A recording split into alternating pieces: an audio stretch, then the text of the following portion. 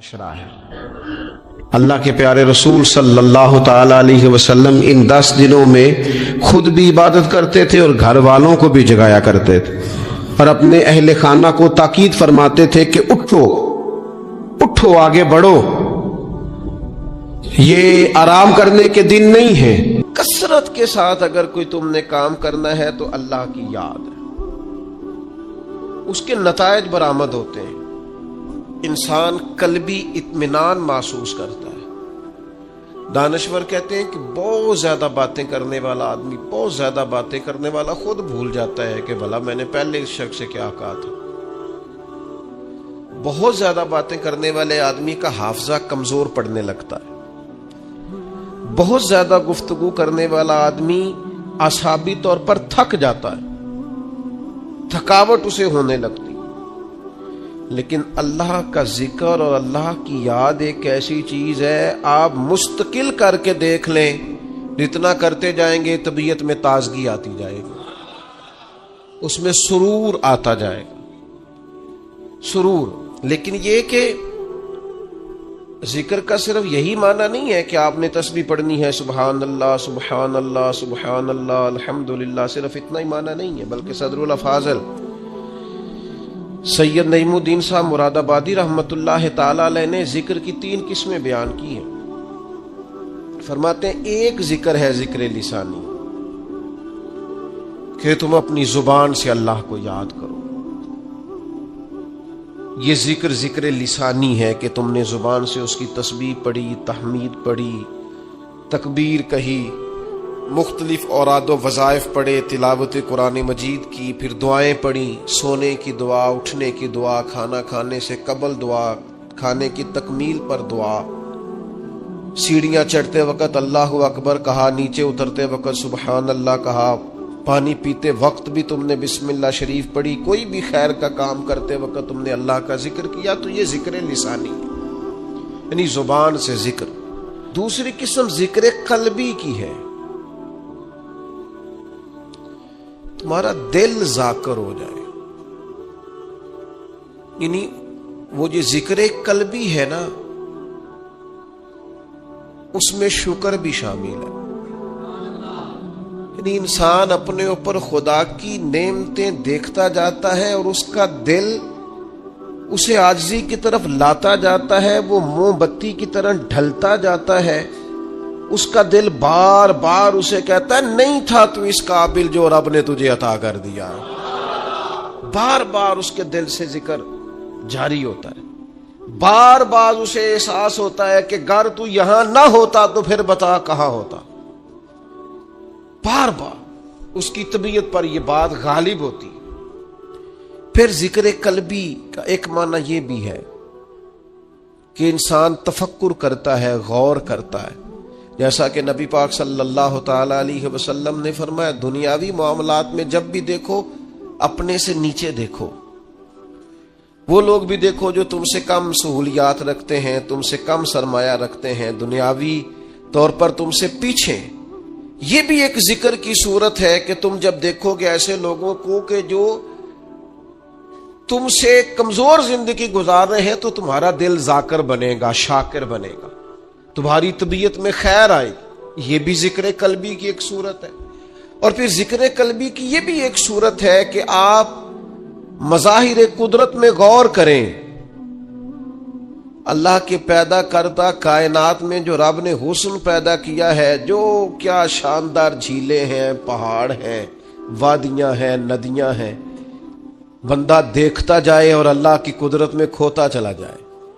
محو، یہ بھی ذکر قلبی کی ایک کیفیت ہے کہ وہ محو ہوتا جائے، اس کا دل کہے کیا بات ہے، مالک نے جو بنایا ہے خوب ہی بنایا ہے، محو ہوتا جائے، قرآن مجید کی آیات میں غور کرے، اس کے نئے سے نئے مفاہیم پر توجہ کرے، نیا سے نیا ذائقہ اسے نصیب ہو، یہ ذکر قلبی کی کیفیات ہے۔ پھر وہ مراقبہ کرے، وہ دیکھے کہ یار کتنے میرے جرم ایسے تھے، کتنی میری خطائیں ایسی تھیں جن پر پکڑ ہو سکتی تھی، لیکن وہ کتنا مہربان ہے، اس نے درگزر بھی کیا، پردہ بھی رکھا، رحمت بھی فرمائی، ایک گنا میرا ماں پیو ویکھے تو دیوے دیس نکالا، تے لکھ گنا میرا مولا ویکھے پردے پاون والا۔ یہ بھی ذکر قلبی کی ایک کیفیت ہے، یہ بھی ایک صورت ہے اس کی۔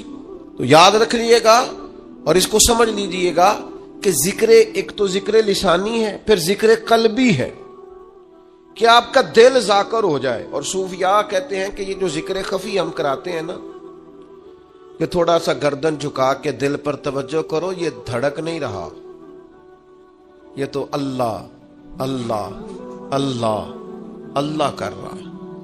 اس پر غور تو کرو، یہ ہے تمہارے پاس پر یاد کسی اور کو کرتا ہے۔ یہ سینے میں تمہارے دھڑکتا ہے پر نام کسی اور کا لیتا ہے۔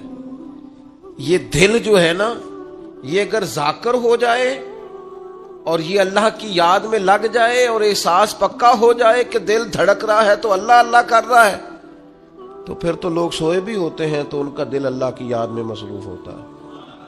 حضرت سلطان صاحب رحمت اللہ علیہ فرماتے ہیں، جو دم غافل سوئی دم کافر، سانو مرشد ہو پڑھایا ہو، نفی اسبات دا پانی ملیا تے ہر رگے ہر۔ یہ نفی اسبات کیا ہے؟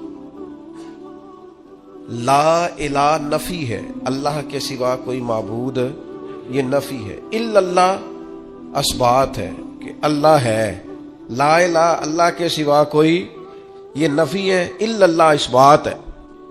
تو کہتے ہیں کہ نفی اسبات دا پانی ملیا، یعنی لا الہ الا اللہ کی ضربیں لگائیں تے ہر رگے ہر جائی ہو، پھر اندر بوٹی مشک مچایا، میری جان پھلاں تے آئی ہو، پھلاں تے، یعنی اب میرا وجود اتنا ہلکا پھلکا ہو گیا ذکر کرتے کرتے کہ پھولوں کی طرح ہو گیا۔ نفی اسبات دا پانی ملیا تے ہر رگے ہر جائی ہو، تے اندر بوٹی مشک مچایا، جاں پھلاں تے۔ تو پھر کہتے ہیں مجھے پھر یاد آیا کہ میں تو یہاں آ ہی نہیں سکتا تھا، چھوڑ کون گیا ہے؟ یہ ذکر میں مجھے لگایا کس نے ہے؟ یہ میری توجہ کس نے کرائی ہے؟ کہتے ہیں جب میں پوری طرح پھول بن گیا تو پھر مجھے وہ موسن یاد آیا جس کی برکت سے میں یہاں آیا تھا۔ پھر بول کے کہنے لگے، جیوے مرشد کامل باہو، جیسے بوٹی لائی ہو، وہ جیتا رہے، اللہ تعالیٰ اس کو آباد رکھے، الہی تا ابد آستانہ یار رہے، آسرا ہے غریبوں کا برقرار رہے۔ پھر دعائیں نکلنے لگ گئیں، جیوے مرشد کامل باہو جس اے بوٹی لائی۔ تو ذکر قلبی۔ پھر تیسری قسم ہے ذکر بالجوارے، اعضاء کے ساتھ ذکر کرنا، یعنی اپنے وجود کو اطاعت الہی میں لگانا، جو کام اللہ کی نافرمانی کے ہیں وہ چھوڑ دینا، جو فرما برداری کے ہیں وہ کرنا۔ یہ بھی ذکر کی ایک قسم ہے کہ آپ اللہ یعنی رزق حلال کمانے پہ آپ لگے ہوئے ہیں، حرام سے بچ رہے ہیں، تو یہ جو آپ حلال اور طیب کمانے پہ لگے ہیں یہ بھی آپ اللہ کی یاد میں لگے ہوئے ہیں۔ اس پر حدیث میں دلیل بھی موجود ہے کہ نبی کریم صلی اللہ تعالی علیہ وسلم نے فرمایا، جو انسان رزق حلال کی تلاش میں ہے وہ بھی راہ خدا میں۔ تو یہ تیسری قسم ہے کہ آپ اللہ کی اطاعت میں لگے ہوئے ہوں۔ اس میں پھر اگر آپ جہاد میں ہیں تو پھر بھی ذکر الہی میں ہیں، تبلیغ دین میں ہیں تو پھر بھی ذکر الہی میں ہیں، قرآن مجید پڑھا رہے ہیں تو پھر بھی ذکر الہی میں ہیں، پڑھ رہے ہیں تو پھر بھی ذکر الہی میں ہے، کتاب و سنت کی نشر و اشاعت میں، تبلیغ میں، تعلیم میں جتنا آپ کا وقت گزر رہا ہے سارا ذکر الہی میں۔ تو یہ ذکر الہی کی 3 اقسام ہیں، ان میں سے کوئی بھی نصیب ہو گئی تو اللہ کی یاد نصیب ہو گئی۔ بڑے نتیجے ہیں ذکر کے، حدیث پاک میں بڑے نتیجے ہیں۔ حضور نے فرمایا فرشتے ڈھونڈتے پھرتے ہیں ذکر کی مجلسیں، فرشتے ڈھونڈتے پھرتے ہیں، تلاش کرتے پھرتے فرشتے۔ کیا کریم فرماتے ہیں ذکر کی مجلسیں ڈھونڈتے ہیں، پھر وہ جہاں مل جاتی ہیں وہاں بیٹھ جاتے ہیں۔ کون؟ تو بیٹھ جاتے ہیں ذکر کی مجلس میں، پھر وہ لوٹ کے جاتے ہیں، پھر مالک پوچھتا ہے کہاں سے آئے ہو؟ حضور خود فرماتے ہیں، یہ بات بیان کر کے کریم خود فرماتے ہیں اگرچہ اللہ جانتا ہے، اسے پتا ہے کہاں سے آئے، کہاں سے آئے ہو؟ عرض کرتے ہیں مالک کچھ لوگ تیری یاد میں بیٹھے تھے، ہم بھی ان کے پاس بیٹھ گئے۔ چلیں، اتنا بڑا میں درویش نہیں ہوں، اتنا بڑا فقیر نہیں ہوں کہ میں کو دعویٰ کروں، پر چلو ہلکی سی بات کرنے کا تو میں حق رکھتا ہوں۔ ذکر الہی والے درویش وہ ہوتے ہیں جو فرشتوں کو بھی مست کر دیتے ہیں، مست کر دیتے ہیں۔ ہاں، تر دامنی پہ شیخ ہماری نہ جائیے، دامن نہ چھوڑ دے تو فرشتے وضو کریں۔ ہاں ہاں، کہاں سے آئے ہو؟ مالک وہ یاد الہی میں بیٹھے تھے، ہم بھی وہاں بیٹھ گئے۔ تو پھر کریم پوچھتا ہے، یہ ذرا انداز تو دیکھو، یہ بخاری مسلم کی حدیث، اللہ فرماتا ہے وہ کیا کہتے تھے؟ تیری میری باتیں وہاں ہو رہی ہیں، کیا کہتے تھے؟ مالک ڈر رہے تھے دوزخ سے، تیرے عذاب سے ڈرتے تھے۔ فرمایا انہوں نے دوزخ دیکھی ہے؟ یا اللہ نہیں۔ فرمایا دیکھ لیتے اور ڈرتے؟ تو رب فرماتے فرشتوں پھر گواہ ہو جاؤ، میں نے سب کو دوزخ سے آزاد کر دیا، وہ جتنے اس مجلس میں تھے سب کو میں نے آزاد کر دیا۔ تو پھر اللہ فرماتے وہ مانگتے کیا تھے؟ پھر بولے اقبال، پھر بولے اقبال، خود ہی کو کر بلند اتنا، کیا مانگتے تھے؟ کہا تیرے فضل کے سوالی تھے، چاہتے تھے کہ جس جنت کی بشارتیں کتاب و سنت میں ہیں وہ انہیں ملے۔ تو اللہ فرماتا ہے پھر تم گواہ ہو جاؤ نا، میں نے دے دی ہے انہیں جنت، ان کی ہو گئی۔ فرشتے، مجھے ایسے لگتا ہے کہ گویا فرشتوں کو بھی ان سے پیار ہو گیا ہے، وہ ذکر والوں سے پیار ہو گیا ہے۔ تو فرشتے نے بات اور ایک اور بات کر دی، کہنے لگے مالک کچھ بندے ویسے بھی آئے تھے، ذکر کے لیے نہیں آئے تھے، ان کی کم سانے ہوتے کسی نال کوئی، کچھ ویسے بھی آئے تھے، وہ فی نفس ہی ذکر کے لیے تو نہیں آئے، ویسے ہی آ گئے۔ تو اللہ کریم فرماتے ہیں گواہ ہو جاؤ میں نے انہیں بھی جنت عطا کر دی۔ اور حدیث کے لفظ یہ ہیں کہ اہل ذکر کے پاس بیٹھنے والا بندہ بھی کبھی شقی نہیں رہتا، بدبخت نہیں رہتا، اللہ اسے بھی نیک بخت بنا دیا کر۔ اور ذکر الہی کا جو سب سے بڑا مرتبہ میں سمجھاؤں وہ قرآن مجید کی یہ آیت ہے، فَاذْكُرُونِي أَذْكُرْكُمْ۔ کیا یہ بڑی عبادات اور بھی ہے، پر خدا کو یاد کرنے کا یہ ذائقہ اور جو اجر اس کا اللہ نے بیان کیا ہے۔ وہ یار میرا تو ذکر کبھی مجھے خدا کی قسم، میں نے کبھی قسم بڑی کم اٹھا، تو خدا کی قسم کبھی مجھے پتہ چل جائے نا میرے پیر نے کہیں بیٹھ کے میرا ذکر کیا، میں تو صدقے ہو مر جاؤں لوگوں پہ جو مجھے آ کے بتائیں اس نے میرا نام لیا ہے، انہوں نے آج بات کی ہے۔ اس پتے سے ڈھونڈنا قاصد میرے محبوب کو، کالی زلف تے آنکھ مستانی ہے، پتہ تو چلے نا اس نے میرا ذکر کیا۔ وہ استاد صاحب کہہ رہے تھے، اور فرشتوں کی مجلس میں ذکر ہو جائے۔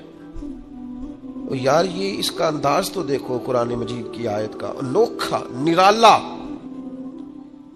یعنی ذکر پر ثواب بھی ہے، لیکن ذکر الہی پر اجر کا یہ رنگ، اس عبادت پر یہ انداز نوازنے کا، فَاذْكُرُونِي أَذْكُرْكُمْ، تم مجھے یاد کرو میں تمہیں یاد کروں گا،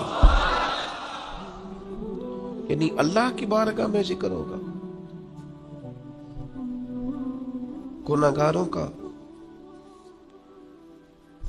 مجرموں کا، کمزوروں کا، ضعیفوں کا، جن کے نام کی کوئی شہرت نہیں، جنہیں کوئی نہیں جانتا۔ فرمایا تم مجھے یاد کرو میں تمہیں یاد کروں گا۔ اور حضور علیہ السلام نے فرمایا تم زمین پر رب کو یاد کرتے ہو، اللہ فرشتوں میں تمہارا ذکر کرتا ہے۔ اگر تم اسے تنہائی میں یاد کرتے ہو تو کریم بھی تمہیں یاد کرتا ہے۔ اور اگر تم لوگوں کے بیچ یاد کرتے ہو تو اللہ فرشتوں کے درمیان تمہارا ذکر فرماتا ہے، تم مجھے یاد کرو۔ اور فاضل بریلوی رحمت اللہ علیہ نے جو ترجمہ کیا وہ بڑا انوکھا ہے، فرمایا رب کہتا ہے فاذکرونی اذکرکم، تم مجھے یاد کرو میں تمہارا چرچا کروں گا۔ جگہ جگہ تمہاری یاد ہوگی، جگہ جگہ جگہ جگہ میری یاد بچھی ہے، پیارے رستہ دیکھ کے چل۔ جگہ جگہ میری یاد بچھی ہے، پیارے رستہ دیکھ کے چل۔ اور مجھ سے اتنی نفرت ہے تو پھر میرے دیش سے دور نکل۔ یہاں تو گلی گلی پتا پتا ڈالی ڈالی حال ہمارا جانے ہے، جانے نہ جانے گل ہی نہ جانے باغ تو سارا ہی جانے ہے۔ تو فرمایا تم مجھے یاد کرو میں تمہارا چرچا کر دوں گا، چرچا شرق و غرب میں صبح و شاموں میں تمہارا چرچا کر دیا جائے گا۔ طیبہ کے سارے خادم پہچانتے ہیں مجھ کو۔ مرحوم اقبال عظیم نے کمال بات کی، کہنے لگے طیبہ کے سب گداگر پہچانتے ہیں مجھ کو خبر نہیں تھی میں اس قدر بڑا ہوں۔ میں ذاتی طور پر بڑا چھوٹا آدمی اور کسی جگہ بھی کوئی ایسی صلاحیت نہیں رکھتا یا کوئی ایسا کارنامہ۔ یہ بہت سارے لوگ فون کرتے ہیں نا آپ کے ساتھ پوڈ کاسٹ کرنی ہے، تو میں کہتا ہوں میں نے انٹرویو وہ دیں گے جنہوں نے کوئی کارنامہ سر انجام دیا، تو ہم نے دیا نہیں، اس لیے کاہے کا انٹرویو، کچھ بھی نہیں۔ لیکن ایسی گلیوں سے ایسے کونوں سے گزرنے کا موقع ملتا ہے جہاں خیال ہوتا ہے کہ بھلا یہ لوگ ہماری بات کیسے سمجھتے ہوں گے، لیکن وہ کریم ہے نا، بندے کو بتاتا ہے کہ ابھی تو پورا فرما بردار نہیں، تو تیرے اللہ اللہ کرنے سے یہ انعام ہے، اور اگر تو پورا تابعدار ہو جائے تو یہ اللہ تعالیٰ انعام عطا کرتا ہے اگر تھوڑا سا بھی۔ میں آپ سے عرض کروں گا اپنے وقت کو ادھر ادھر کی باتوں میں نہ لگایا کریں، آپ زیادہ سے زیادہ اوقات ذکر الہی میں لگائیں، زیادہ سے زیادہ۔ مجھے بڑے دکھ سے یہ بات کرنی پڑتی ہے کہ ڈھیر سارے لوگ ایسے ہیں جنہوں نے اپنی طبیعت کو ذکر کا عادی نہیں کیا، تھوڑا سا بھی ذکر نہیں کر پاتے، باقی ساری گپ شپ ہی کرتے رہتے ہیں۔ تو اپنے آپ کو اس کا عادی بنائیں، کچھ تسبیحات، کچھ اوراد و وظائف۔ میں اکثر دوست سوچتا ہوں کہ جن وظائف کے نبی پاک علیہ السلام نے اتنے بڑے بڑے فضائل بیان کیے ہیں، لوگ ان کو بھی نہیں پڑھتے۔ لا حول ولا قوت الا باللہ العلی العظیم۔ حضور فرماتے ہیں یہ اللہ کے عرش کے خزانوں میں سے خزانہ ہے۔ بخاری مسلم میں حدیث ہے، فرمایا دو کلمے ایسے ہیں زبان سے کہنے آسان ہے، میزان میں جب تلیں گے تو وزن بہت زیادہ ہوگا، اور حبیبتان الی الرحمن، فرمایا یہ دونوں کلمے تمہارے رب کے محبوب ہیں، اللہ کو پیارے ہیں۔ یا رسول اللہ کون سے؟ فرمایا سبحان اللہ و بحمدہ سبحان اللہ العظیم۔ کتنی اللہ کے محبوب نے ان دو کلمات کی فضیلت بیان کی، پڑھتے ہی نہیں لوگ، توجہ ہی نہیں کرتے۔ سورہ حشر کی آخری 3 آیات نبی پاک علیہ السلام نے فرمایا تم صبح پڑھو شام تک 70,000 فرشتے تمہاری بخشش کی دعا کریں گے، ترمذی میں حدیث موجود ہے۔ اور صبح پڑھو گے تو شام تک، اور شام پڑھو گے تو صبح تک 70,000 فرشتے بیٹھے ہیں تمہاری بخشش کی دعا میں۔ لوگ وظائف پڑھتے ہی نہیں۔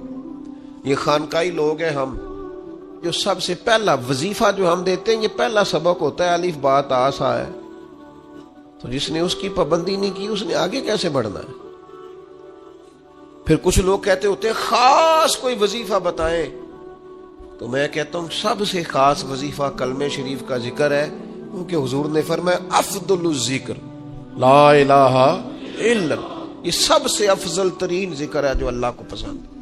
تو اب اذکار کریں، کچھ وقت بیٹھیں، مسنون ذکر۔ یہ تسبیح فاطمہ جو پڑھی جاتی ہے نماز کے بعد 33 بار سبحان اللہ، اور وہ بھی برسبیل تذکرہ اذکار دو ذرا صحیح پڑھی جائے۔ بعض لوگ تو ایسے مجھے تو نہیں سمجھ آتی کیسے وہ پڑھ لیتے ہیں 33 بار سبحان اللہ سبحان اللہ سبحان اللہ۔ کچھ تھوڑا سا آپ وقت دیں اس کو، کوئی 33 بار کہنا کوئی مشکل کام ہے؟ الحمدللہ تھوڑا تھوڑا آپ ٹائم دیں اس کو، اللہ اکبر کہیں، ذرا تھوڑا رکیں. 33 بار کوئی مشکل کام ہے؟ اور فضیلت اس کی اتنی ہے کہ فرمایا اگر کسی کے گناہ سمندر کی جھاگ کے برابر بھی ہوں تو یہ تسبیح پڑھنے والے کہ اللہ گناہوں کو معاف فرما دیتا ہے. تو مسنون اذکار جتنے بھی ہیں، اور ہمارے تو شجرے میں جتنے ذکر لکھے ہیں نا ہمارے بزرگوں نے، وہ سارے وہی ہیں جو حدیث پاک میں موجود ہیں. سارے حدیث پاک والے وظائف اعلیٰ حضرت بریلوی رحمت اللہ علیہ، ایک ایک پر ہم حوالہ پیش کر سکتے ہیں جو ہم شجرے میں دیتے ہیں. تمام احادیث میں توجہ نہیں کرتے آبا. میں آپ سے گزارش کروں گا بہت ساری باتیں ادھر ادھر کی کرنے کی بجائے کچھ وقت اذکار کے لیے لگائیں. لطف آئے گا آپ کو اگر آپ اذکار کریں گے، آپ چیزوں کو پڑھیں گے، آپ اس پر غور کریں گے، آپ کو ذائقہ نصیب ہوگا. تو اپنی طبیعت کو ذکر الہی کی طرف مائل کریں. اللہ تبارک و تعالی ہمیں سمجھنے کی توفیق عطا فرمائے. عزیز دوستو، دنیا میں مضبوط وہ لوگ ہوتے ہیں جو نظریاتی طور پر مضبوط ہوتے ہیں.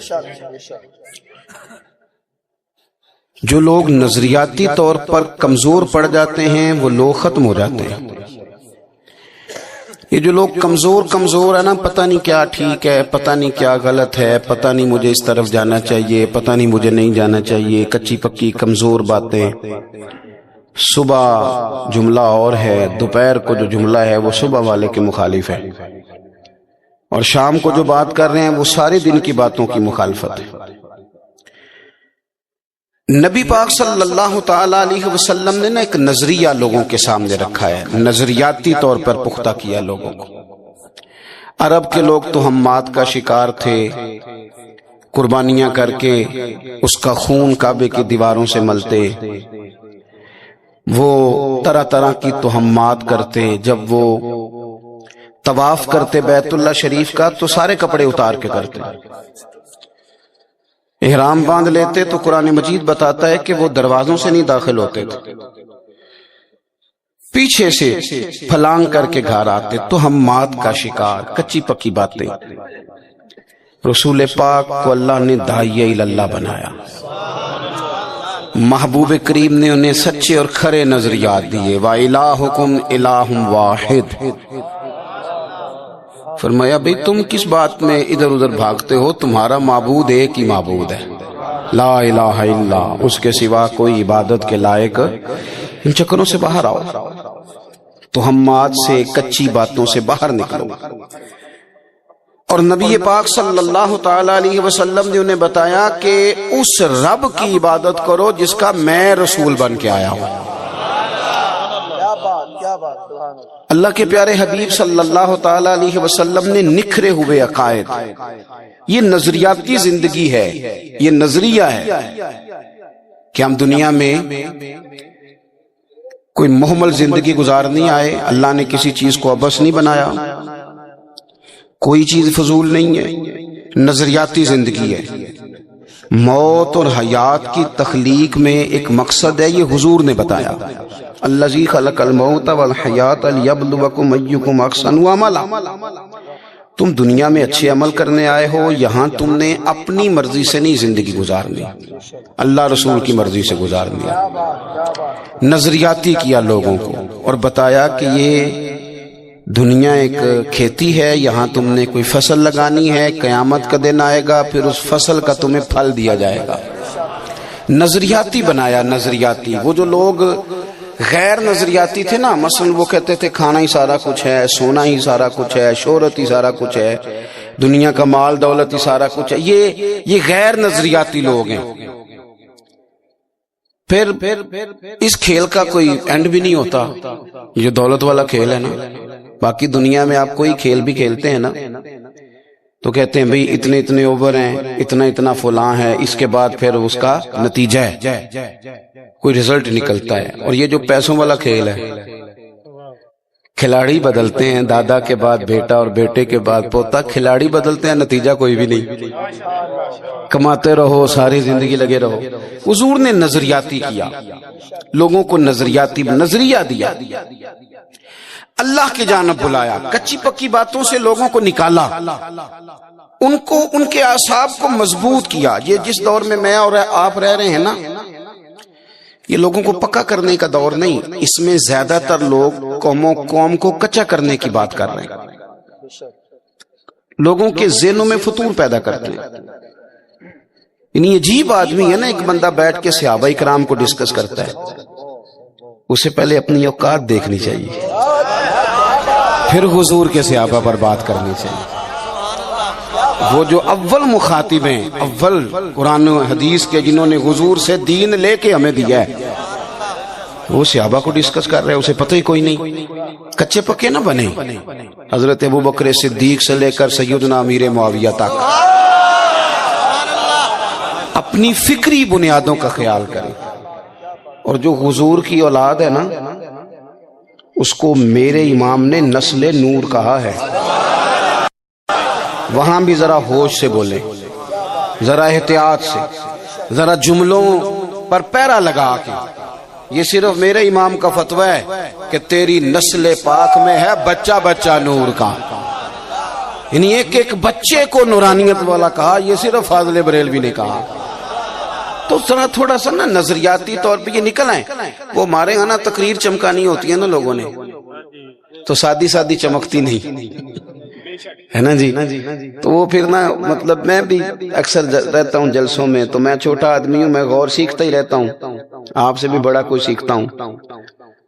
تو میں دیکھتا ہوں خطیب صاحب آئے ہیں بیچارے، حال ان کا میری طرح بڑا خستہ ہے، پر وہ بھالو چڑھا رہے ہیں، کہتے ہیں آج میں دسنا ہے صحابہ دی شان کی ہے. میں کہ کرما لے تو کی دسنا ہے، شان تے اللہ نے قرآن تے دس چھڑی ہونا دی، سرکار نے فرمان میں، تو کوئی مطلب کیا انوکھی بات تو کرے گا؟ تو سیدھا سیدھا قرآن و حدیث سے پڑھ اور لوگوں کو بتا اور جا. تم کیا مسئلہ انوکھا کیا بتائے گا؟ ایک اور کھڑا ہوتا کہتے ہیں آج میں نے بتانا اہل بیت کی شان کیا ہے. او بھائی تو کیا بتائے گا؟ ان کی شان تو اللہ نے بتا دی قرآن میں، ان کی عظمتوں کے تذکرے حضور نے کر دیے. نئے نئے نقطے جب نکال کے لاؤ گے تو اس سے نہ خدشات پیدا ہوں گے. جو باتیں طے ہو گئی ہیں، ہمارے بزرگ طے کر گئے، ان میں کبھی بھی کسی طرح بھی الجھنے کی ضرورت. میں آپ کو بتاتا ہوں عوام کا بھی ایک مسئلہ ہے، جو نئی خبر ہوتی ہے نا، نئی مثلا نماز پڑھا کریں، یہ تو ساری مسجدوں کے مولوی کہہ رہے ہیں، یہ تو نئی بات ہی نہیں. قرآن مجید پڑھا کریں گے تو سارے کہہ رہے ہیں. اب جب کوئی بندہ انوکھی بات کرتا ہے نا، تو بندے کہتے ہیں اے دی سنو، یہ پتہ نہیں ان کی کرن لگا ہے. یہ انوکھی سے نکل آئیں، روٹین میں رہیں اور طے شدہ چیزوں کو نہ چھیڑیں. ایک تو یہ مسئلہ. ایک مسئلہ ہمارے ہاں جاہل صوفیاء کا ہے. جاہل آدمی وہ کیا کرتا ہے، اس نے لوگوں کو تویز دھاگے پہ لگا دیا. وہ جناب پیر صاحب اتوار والے دن بیٹھتے ہیں، صبح 9 بجے سے عصر تک وہ مردوں کو ملتے ہیں، پھر جمعرات کو انہوں نے خواتین کا ٹائم رکھا ہے تویز دینے کا. یہ غوث پاک کس دن تویز لکھتے تھے؟ کسی کتاب میں لکھا ہے؟ کون سی تاریخ رکھی ہوئی تھی؟ تویز دینا جائز ہے، میں منع نہیں کر رہا، لیکن صرف اسی کو مقصد بنا لیا آپ نے. پھر لوگ بیچارے، غربت ہے، پریشانی ہے، دکھ ہیں، تکلیفیں، بندہ ٹوٹا بکھرا ہوا آیا ہے. ہمارے صوفیاء نے یہ لکھا ہے کہ اگر کسی اللہ والے کے پاس کوئی بندہ آ کے کہتا ہے نا میرے پاس اولاد نہیں، تو صوفی کی یہ بھی ذمہ داری ہے کہ وہ دعا کرے اور اللہ اسے اولاد دے دے. لیکن اس کی اصل ذمہ داری پتہ کیا ہے؟ اس کی اصل ذمہ داری یہ ہے کہ اس بندے کو ذہنی طور پہ تیار کرے کہ رب تجھے جس حال میں رکھتا ہے اس حال میں راضی رہے. طریقت والوں کی اصل ڈیوٹی یہ ہے کہ اس کو مطمئن کریں. غریب آدمی نے آگے کہا جی بڑا پریشان ہوں، حالات بڑے خراب ہیں، تو اس کو دعا بھی دے گا، وظیفہ بھی بتائے گا، لیکن اصل کام یہ ہے کہ اسے کہے گا یار پیسے اگر اتنے ہی زیادہ اچھے ہوتے تو سب سے زیادہ سیدہ فاطمہ کے گھر ہوتے، یہ اتنے ہی بہتر ہوتے تو سب سے زیادہ سیدہ عائشہ کے گھر ہوتے. وہ انہیں مطمئن کرے گا کہ اللہ رسول جس حال میں. یہاں عجیب کیس ہے، وہ پیر صاحب کہہ دیتے ہیں تینوں کسے کچھ کیتا ہے. اب کوئی نہ کوئی دشمن تو ہوتا ہی ہے نا، یہ تو نہیں نا بندے کا مخالف کوئی نہ ہو. تو وہ بیچارہ پریشان ہے، ساری رات سوچتا ہے، کبھی اس کی نظر چچی پہ جاتی ہے، کبھی پھوپھی پہ جاتی ہے، کبھی کسی پہ جاتی ہے. کیوں ظلم کرتے ہو لوگوں پہ؟ اللہ کے حضور جانا ہے. تھوڑے سے لالچ کے لیے اس بندے کو الجھا کے رکھ دیا بیچارے. اور آپ سے بھی عرض کروں گا، یہ کچی پکی باتیں ہیں، نظریاتی طور پہ کمزور ہو جاؤ گے. جو لوگ سانپ سے ڈرنے لگ جائیں وہ رسیوں سے بھی ڈرتے ہیں، پھر کمزوری مان جائے گی. کتنے زمانے سے لوگوں کو یہ بتا رہے ہیں کہ دو بہنوں کا اکٹھا نکاح ہو جائے تو کچھ بھی نہیں ہوتا، لیکن وہ گھر جا کے خواتین سے تو بات جس نے کرنی ہے اسی نے کرنی ہے. ہم سے تو وہ حاجی صاحب مطمئن نہیں ہو رہے جو مسئلہ پوچھنے آئے ہیں. وہ کہنے ٹھیک ہے پیر صاحب ہو جاندہ ہے، پر تسی ایک راتی پڑھا دو ایک سویرے پڑھا دیو، مہربانی کرو کر دو ایسا. کیوں مطلب کیا مسلمان قوم بھی اس طرح کی ہوتی ہے؟ میرے پہ جادو ہو گیا. جوان لڑکا، جیتا جاگتا زندہ دل، اٹھتی جوانی، اس نے تو انقلاب برپا کرنا تھا اور وہ کالے جادو کا علاج کرا رہا ہے. اس نے پورے گاؤں کو، پورے شہر کو لے کے آگے جانا تھا، وہ تعویذ لیتا پھر رہا ہے. اس طرح قومیں آگے بڑھتی ہیں. اٹھ باندھ کمر کیا ڈرتا ہے، پھر دیکھ خدا کیا کرتا ہے. نبی پاک صلی اللہ علیہ وسلم نے ہمیں نظریاتی کیا ہے، پکی باتیں پکی. اس کی کو ذرا کم کریں اور آواز کھولیں جی. عزیز دوستو، اللہ کے محبوب علیہ السلام، میں نے کم کر دیں کو کہا تھا، آپ نے بند ہی کر دی. اللہ کو سلامت رکھے. تھوڑی کھول دیں اور میری بات پہ توجہ کریں حضرات. اپنے ذہن کو پکا کریں، کمزور نہ پڑیں. دیکھو سیاستہ میں، بخاری مسلم میں حدیث ہے، نبی پاک صلی اللہ تعالی علیہ وسلم کے صاحبزادے حضرت ابراہیم علیہ السلام کا وصال حضور کی گود میں ہوا. اور صحابہ فرماتے ہیں ہم نے دیکھا کہ حضور کی چشمان اقدس سے، مقدس آنکھوں سے آنسو بھی نکلے. یا رسول اللہ آپ رو رہے ہیں، آپ تو صبر کا حکم دیتے ہیں. فرمایا یہ محبت ہے، یہ آنسو محبت ہیں، ورنہ میرے دل اور زبان پر وہی ہے جس سے میرا رب راضی ہوتا ہے. اب اتفاق کی بات یہ کہ جس دن حضور کے صاحبزادے کا وصال ہوا نا، اسی دن سورج کو گرہن بھی ہو گیا. جوڑنے والے جوڑ دیتے ہیں نا باتیں، جوڑ دی بات کچھ لوگوں نے. انہوں نے کہا آج حضور کے صاحبزادے کا وصال ہوا ہے تو لو سورج کو گرہن بھی ہو گیا. آپ کو پتہ نا وہ بڑی ساری پیروں کی کرامتیں مشہور ہیں، بڑی ساری. کرامت پیر کا کمال ہی نہیں، یہ کوئی کمال ہے؟ یہ تو ڈاکٹر سے بھی دوائی لیں تو آرام آ جاتا ہے، اس کو پیر مان لیں. کیا مذاق بنایا ہوا ہے. اور ایک اور بات بھی آپ کو عرض کروں، جتنا پیر زیادہ جاہل ہو اس کی کرامتیں اتنی زیادہ ہوتی ہیں. کیونکہ وہ جو عالم ہے اس نے تو غور کرنا ہے نا کہ بھئی یہ جو میں بات کہہ رہا ہوں قرآن و سنت میں اس کی کوئی دلیل بھی ہے کہ نہیں. تو جاہل تو آزاد ہے نا، اس نے موج ہی کرنی ہے، پتہ ہی کوئی نہیں جب کسی چیز کا. مہربانی کریں واپس آئیں. میں اکثر دوستوں سے کہا کرتا ہوں، میں کہتا ہوں وہ جس طرح پرانے وڈیرے اپنے گاؤں میں سکول نہیں نہ بننے دیتے تھے، اس طرح جاہل پیر اپنے آستانے پہ مدرسہ نہیں بننے دیتا. اسے پتہ ہے پڑھ گئے تو مجھے کیسے مانیں گے، یہ تو ختم ہو جائے گا مسئلہ. وہ علماء کی مخالفت کرے گا، علم کی مخالفت کرے گا، بات بات پہ کہانیاں سنائے گا. اس کو روک دیں جی، بڑی ہو گئی ویڈیو، آپ بات سنیں، بس تھوڑی دیر میں بات ختم ہو جائے گی. اللہ آپ کو جزا دے، غور فرمائیں. اب وہ کچھ لوگوں نے کہا کہ یہ سرکار کے صاحبزادے نے وصال فرمایا تو سورج کو بھی گرہن ہو گیا ہے.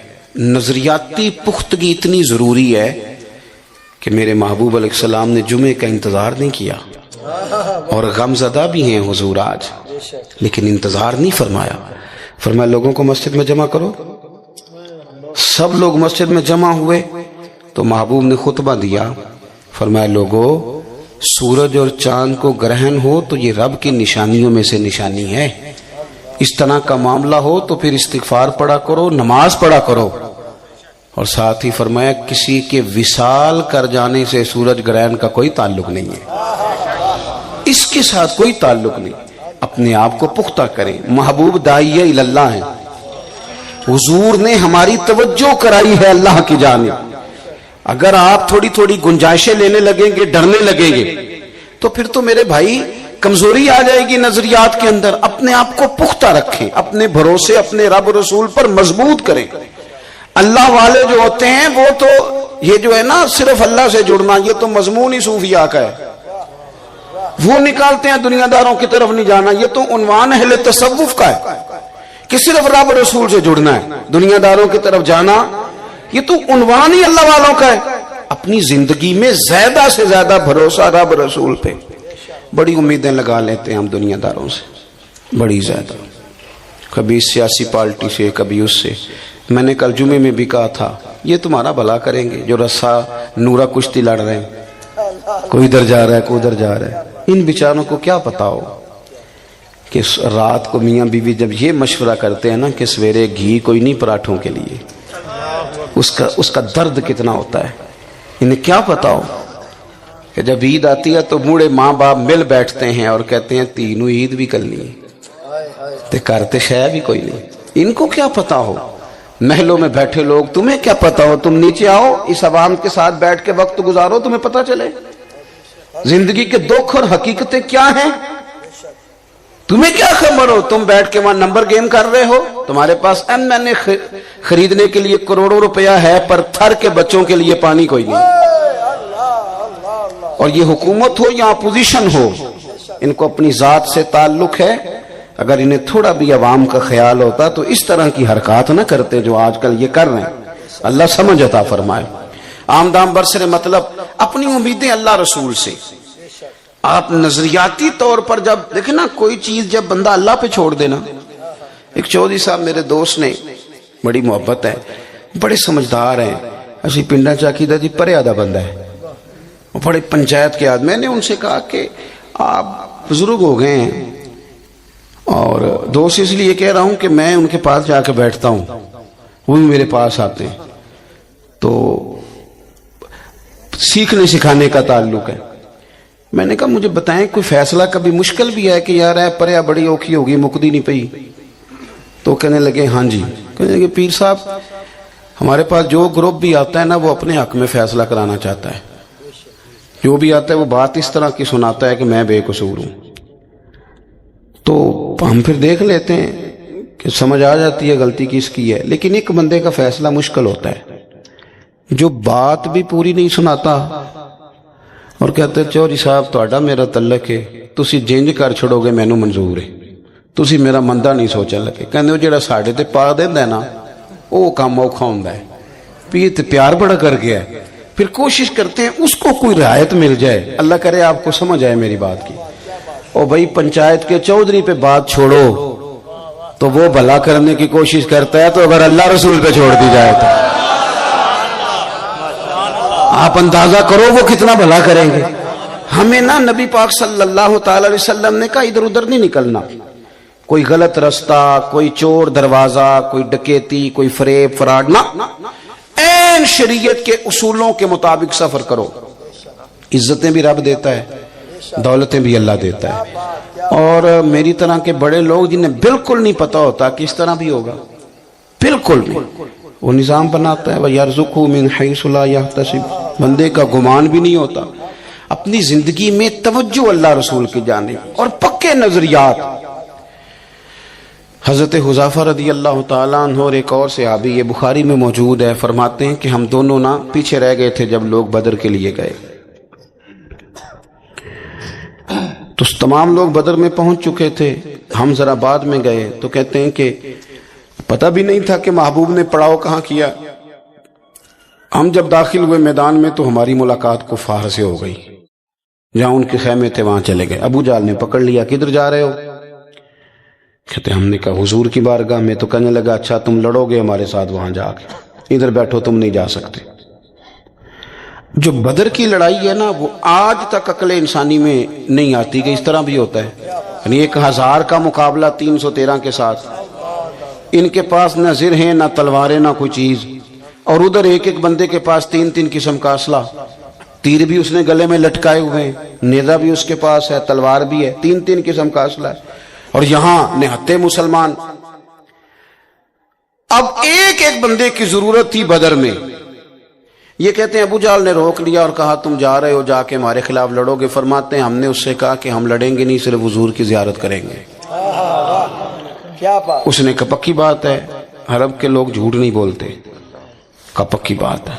کہتے اس نے ہمیں جانے دیا، حضور کی بارگاہ میں جا کے عرض کی یا رسول اللہ صلی اللہ تعالی علیہ وسلم اس نے ہمیں روک لیا تھا، پھر ہم نے اس کے ساتھ یہ وعدہ کیا کہ ہم لڑیں گے نہیں، تو اس نے ہمیں آنے دیا، لیکن حضور ایک ایک بندے کی ضرورت ہے، اب کرنا کیا ہے؟ تو یہ میرے محبوب کریم نے ہمیں نظریہ دیا ہے. ایسے چھوٹی چھوٹی باتوں پہ کہنا مجبوری بن گئی تھی، ضرورت پڑ گئی تھی، پھر میں کیا کرتا، پھر حالات ایسے ہیں، پھر زمانے کے ساتھ بھی چلنا پڑتا ہے، کچے ہو جائیں گے آپ. اعلیٰ حضرت بریلوی رحمۃ اللہ علیہ فرماتے ہیں کہ اگر کوئی بندہ مستحب چھوڑتا ہے پھر کچھ عرصے کے بعد وہ سنت بھی چھوڑتا ہے، اور جو یہاں گنجائش تو نکالنی شروع کرتے ہیں اس کے واجبات اور فرائض کا مسئلہ بن جاتا ہے. یہ ساری چیزیں دیواریں بنتی ہیں دین کی مضبوطی کے لیے. ایک چیز سے گنجائش نکالیں گے، دلیل پکڑیں گے تو دور نکل جائے گی بات. کہتے ہیں عرض کی یا رسول اللہ صلی اللہ علیہ وسلم وعدہ تو کر لیا ہے کہ نہیں لڑیں گے، پر ایک ایک بندے کی ضرورت ہے. تو یہ حضور ہمیں نظریاتی کرتے ہیں. کریم فرمانے لگے تم نے وعدہ کیا، تم بیٹھ جاؤ، تم نہیں لڑو گے، ہمیں بندوں کی ضرورت نہیں، ہمیں اللہ کی مدد کی ضرورت ہے. رب رسول کی مدد ہمیں درکار ہونی چاہیے. بھائی اپنے آپ کو نا تھوڑا سا مضبوط کریں.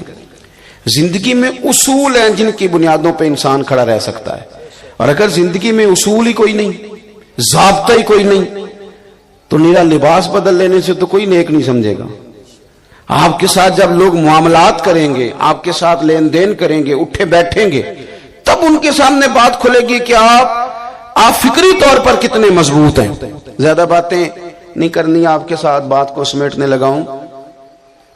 اللہ کے حبیب علیہ السلام ایک سفر سے واپس آ رہے تھے تو ایک جگہ آرام کر رہے تھے. تلوار درخت کے ساتھ لٹکائی تھی.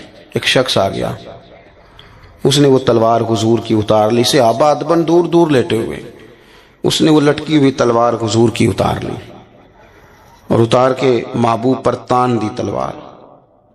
کہنے لگا بتائیے اب آپ کو کون مجھ سے بچائے گا. حضور آرام فرمائے، لیکن کریم نے فرمایا ہے آنکھیں سوتی ہیں، دل میرا جاگتا رہتا ہے. محبوب نے آنکھیں کھولی. اب میں تقریر کر رہا ہوں نا تو آپ سن رہے ہیں، تو یہ بڑا سادہ سا کام ہے، آسان سا کہہ دینا سن لینا. لیکن اگر کوئی بندہ آ جائے اچانک اور ایسے پستول کر دے چاہے خالی ہو، تو جو حال ہوتا ہے وہ آپ غور کر لیں کس طرح کا ہوتا ہے. چلیں ابھی بھی نہیں سمجھ آئی آپ کو، اور سادہ کرتا ہوں. یعنی رات نو چھت تے پاویں بلی پانڈے کھڑکا رہی ہوگی، چاہے وہ بلی ہو، لیکن وہ جو کیفیت ہوتی ہے نا، مطلب ہاتھ پورا موبائل کی طرف بھی نہیں جاتا بندے کا. وہ کہتا ہے کہ کوئی پتہ نہیں اب کیا بننے لگا ہے. یہ مفت کا خوف ہے. اور یہ بڑے کم لوگ ہوتے ہیں جو نڈار ہوتے ہیں، دعویٰ سارے کرتے ہیں، لیکن حضور ہمیں کس طرح کا نظریہ دے رہے ہیں. میں بڑی اہم بات آپ جوانوں کو سمجھانا چاہ رہا ہوں. خدا را نکل آؤ یار. اب تو کچی کچی باتیں سن کے نا، وہ کہتے ہیں نا یہ بھی پیر صاحب آئے ہیں تو یہ جناب فلاں مسئلہ اڑ گیا، فلاں مسئلہ اڑ گیا جی، میں نے تو بڑے بڑے لوگوں کو دکھایا جی مجھے. بلکہ اب تو لوگ یہ بھی کہتے ہیں یہ تسی بھی کوئی استخارہ کر کے دسو. اور میں کہتا ہوں یار زندگی میں اگر تو یہیں اڑا رہے گا تو کام کب کرے گا؟ اگر طے ہی نہیں کیا ساری زندگی تو پھر کام کیسے ہوگا؟ اس نے وہ تلوار نکال لی، حضور پہ تان کے کہتا ہے بتائیے آپ کو کون بچائے گا. حضور لیٹے، کوئی پریشانی نہیں، آزمائش نہیں. جب اس نے دوبارہ پوچھا تو حضور مسکرائے. یہاں مسکرانا کمال ہے. اور مسکرا کے فرمایا مجھے میرا رب بچائے گا، مجھے میرا اللہ بچائے گا. یہ لفظ نکلے تو اس کے تو ہاتھ کانپنے لگے، تلوار گر گئی. حضور نے اٹھا لی، فرمایا لو بھائی مجھے تو اللہ نے بچا لیا ہے، اب تم بتاؤ تمہیں کون بچائے گا. تم بتاؤ. اذان ہو رہی ہے جی، اذان سنے جی.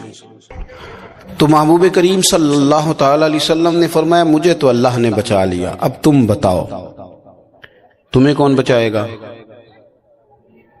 اب وہ بولا، عرض کرنے لگا محبوب میں نے سنا ہے آپ بڑے ہی معاف کر دینے والے ہیں. اب یہ بھی کمال دیکھیں، ہم بھی معافی دیتے ہیں پر بڑی ساری باتیں سنا کے. تب تو یہ کہتا تھا، پہلے تو ڈینگے مار، بڑی کہانیاں سنا کے معافی دیتے ہیں، فوراً نہیں دیتے. اس نے کہا بڑے ہی معاف کرنے والے ہیں، تو محبوب نے اگلا جملہ ہی نہیں کہا، فرمایا جا پھر میں نے تجھے معاف کیا، جا پھر تجھے معاف کیا. ہم نا میں دیکھتا ہوں کہ ذہنی طور پر ماحول اس طرح کا معاشرے میں بنا دیا گیا ہے، مذہبی اسٹیج سے لے کر خانقاہ تک. اور سیاسی لوگ جو تباہی اتار رہے ہیں وہ تو روٹین میں ہے ہی. وہ تو 4 لوگ رات کو ٹی وی پہ بیٹھتے ہیں مختلف سیاسی پارٹیوں کے، تو آخر میں اینکر کہتا ہے کہ باتیں آپ نے سن لیا، نتیجہ خود نکال لیجئے گا. تو کیا نتیجہ نکالنا ہے سوائے انتشار کے؟ اپنے آپ کو اس انتشار سے بچائیں. اپنے آپ کو رب رسول کے حوالے کریں. اپنی مزاجوں سے یہ کمزوری، یہ بے یقینی، یہ ڈرتے، یہ سہمے ہوئے لوگ، اور بالخصوص غریب لوگوں سے میری گزارش ہے، سیٹھوں، نوابوں، چودھریوں، ان کے سہاروں سے نکل آؤ. کب تک سہارے تلاش کرو گے؟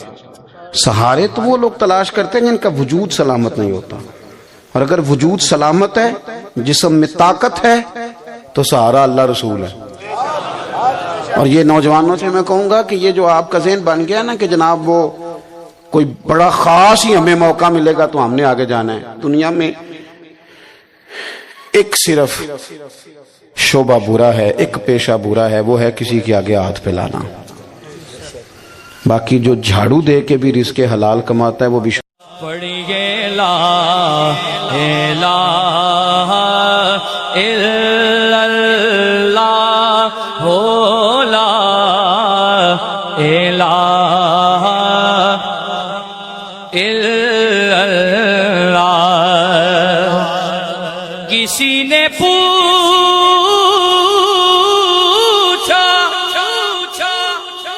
کہ جنت کی کوئی قیمت ہے، تو مصطفیٰ نے کہا لا الہ الا اللہ ہو، لا الہ الا اللہ، حق لا الہ